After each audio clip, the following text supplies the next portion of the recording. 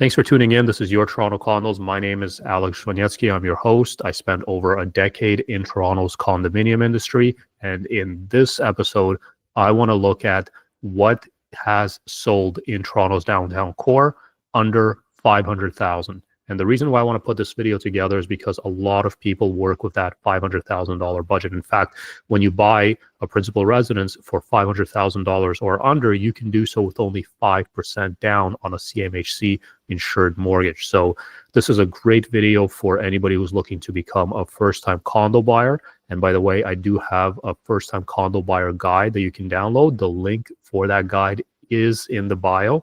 In the video description.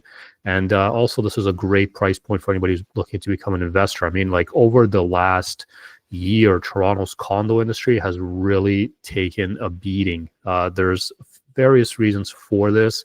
Higher interest rates, economy slowing down.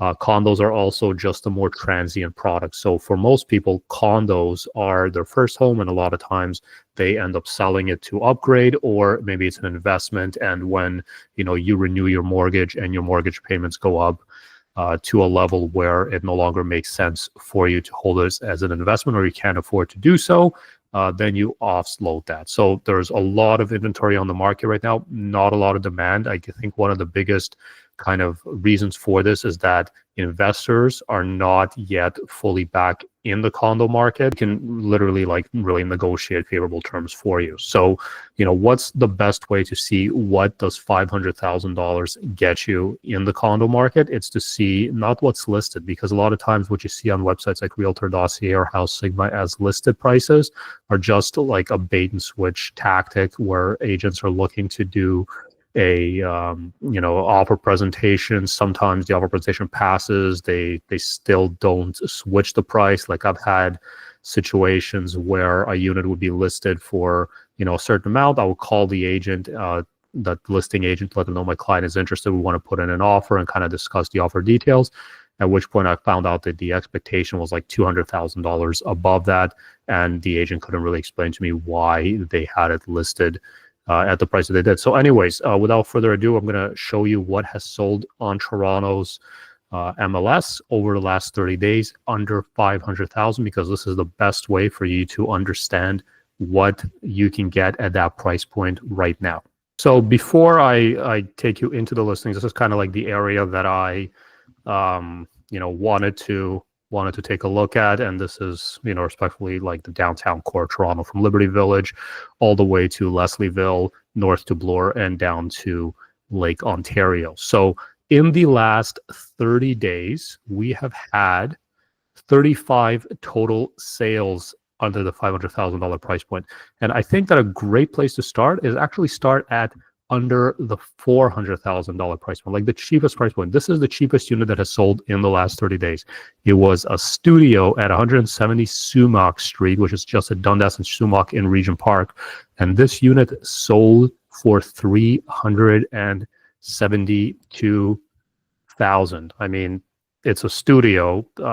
This unit also didn't have a balcony, so it didn't really have too many things going for it, but still, as an investment opportunity for somebody, as maybe like a rental for a university student, this is, I believe it's pretty decent. This unit didn't have parking, of course. It did come with a locker. Maintenance fees were $379, and they included heating and water, so you'd only have to pay hydro. And I just want to take a look at the history of this unit. So, originally they listed this unit in the beginning of the summer for $448,000.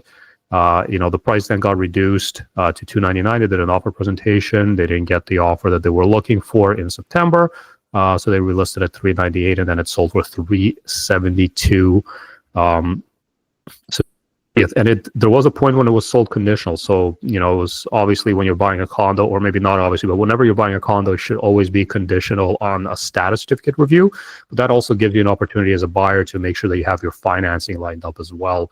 And, potentially you can avoid including a financing condition maybe by doing something like that. I don't know, talk to your lawyer or mortgage broker about that. But yeah, that's something that I see happening a lot. Let's take a look again, in the kind of like the 400 and under price point, because I do see here there's so here's a one bedroom A one-bedroom condo at 105 McCall sold for 400,000.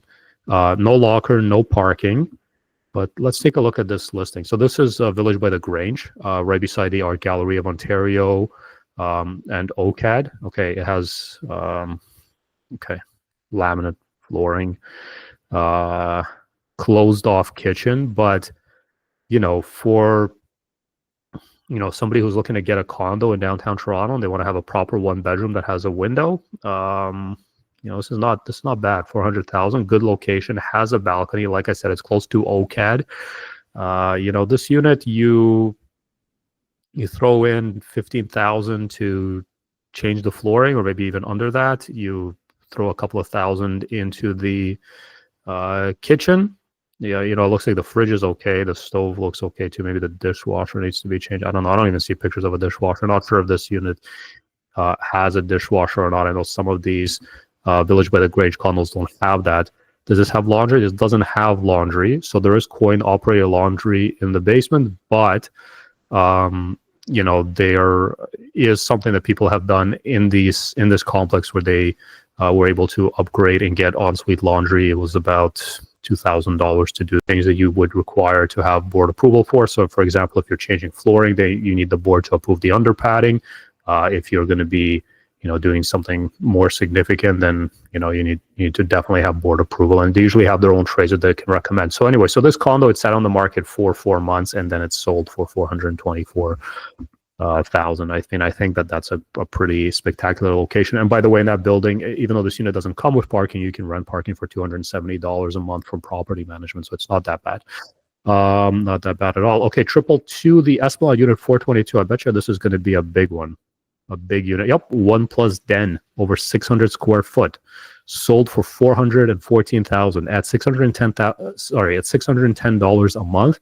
The utilities include heating, hydro, and water. I think that's fantastic. That's one of the things I like about the older buildings, is that a lot of times they include all utilities.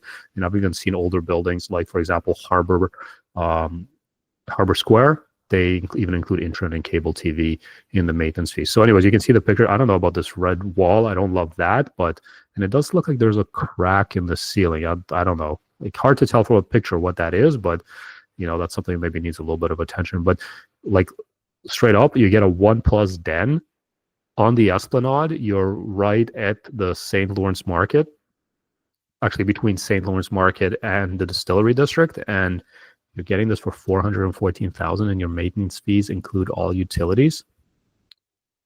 And look, it looks like they did some upgrades. Like the bathroom looks like it.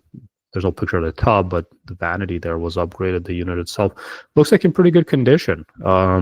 Yeah, that's pretty spectacular. Let's take a look at the price history here for a sec. So yeah, this didn't last long. They listed this on September 16th. It sold on October 9th. And I mean, that's like something that people need to do these days if they're bringing their property to market, is make sure that you are, not priced for 2022. Make sure you're priced for 2024. It's a totally different market right now.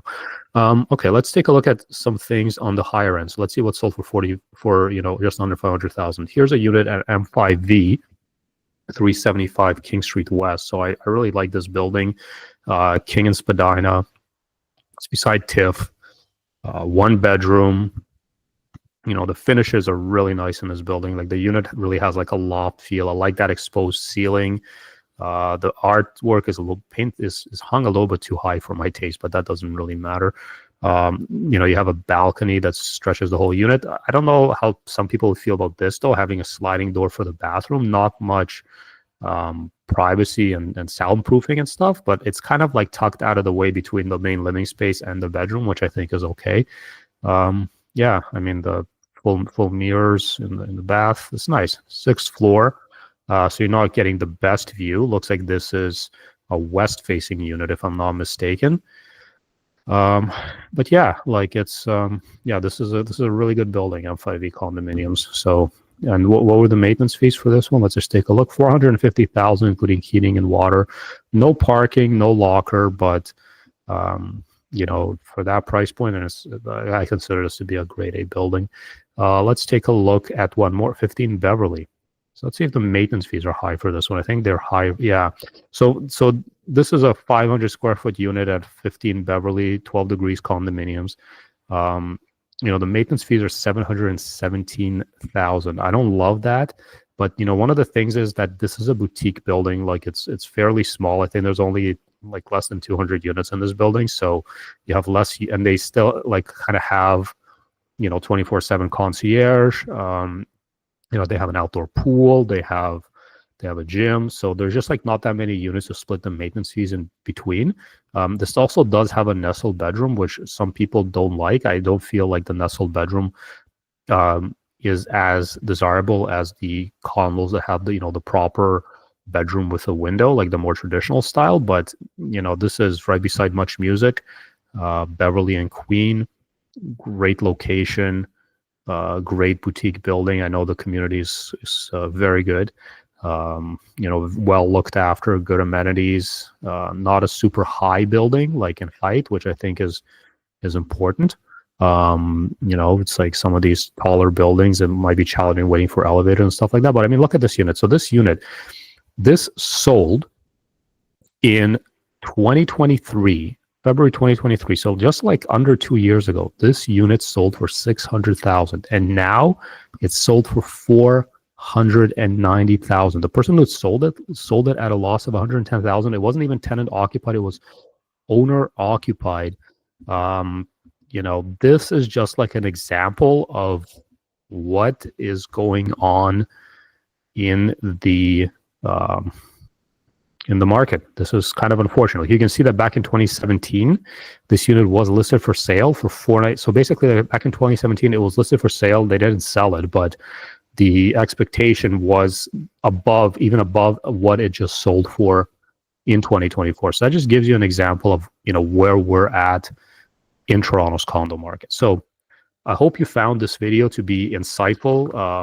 This is kind of like how I always start people off when they're searching for a condo. Whenever I start working with a client, I don't send them active listings. I send them sold listings in their desired area in their price range, because this is the best way for them to gauge what their budget can afford, what they're working with, and make sure that they're going to be happy with the outcome. As always, thank you so much for watching. Like I said in the beginning of the video, I do have that first-time condo buyer's guide that if you want to download, there is a link for that in the video description. There's also a link if you want to book a call with me and talk about condos. Thanks for watching, and I'll see you next time.